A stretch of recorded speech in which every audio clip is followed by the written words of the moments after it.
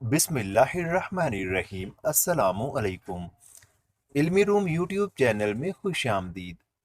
एक लड़की शादी के कुछ अरसे बाद अपने घर आई और अपनी माँ से कहने लगी, मैं अपने शोहर से तंग आ चुकी हूँ और हर वक्त के लड़ाई झगड़ों से मेरी जिंदगी अजाब हो गई है।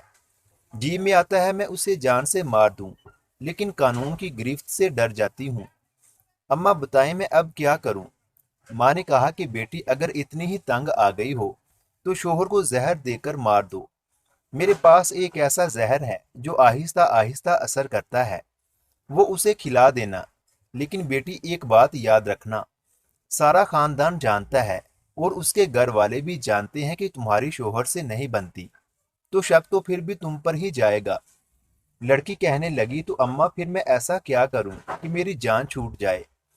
माँ कहने लगी, बेटी, जब तक वो मर नहीं जाता तुम कोशिश करना उसके साथ अच्छे से रहना, जबान दराजी ना करना, उसके लिए अच्छे अच्छे खाने बनाना, खूब खिदमत करना, बन संवर कर उसके सामने जाना, उसे हर तरह से सुकून देना। बेचारे ने आखिर मर ही जाना है, तो थोड़े दिन अपना रवैया दुरुस्त कर लेना, ताकि उसके मरने के बाद उसके घर वालों और खानदान वालों को तुम पर कोई शक ना गुजरे। लड़की अपनी माँ से जहर की पुड़िया लेकर चली गई और कुछ दिनों के बाद अचानक वो लड़की फिर से अपनी माँ के पास आकर रोकर कहने लगी, अम्मा, उस जहर का कोई तोड़ है क्या। माँ पूछने लगी कि क्यों, क्या हुआ। लड़की कहने लगी, अम्मा, जब से मैं अच्छा बनने का नाटक करने लगी हूँ मेरे शोहर ने झगड़ना बंद कर दिया है। अब वो मुझसे बहुत प्यार से रहने लगा है और बहुत प्यार करने लगा है, मेरा बहुत ख्याल रखने लगा है। अम्मा, मैं तो उसे कितने दिन से जहर खिला रही हूँ, वो मर जाएगा और मैं अब नहीं चाहती कि वो मर जाए।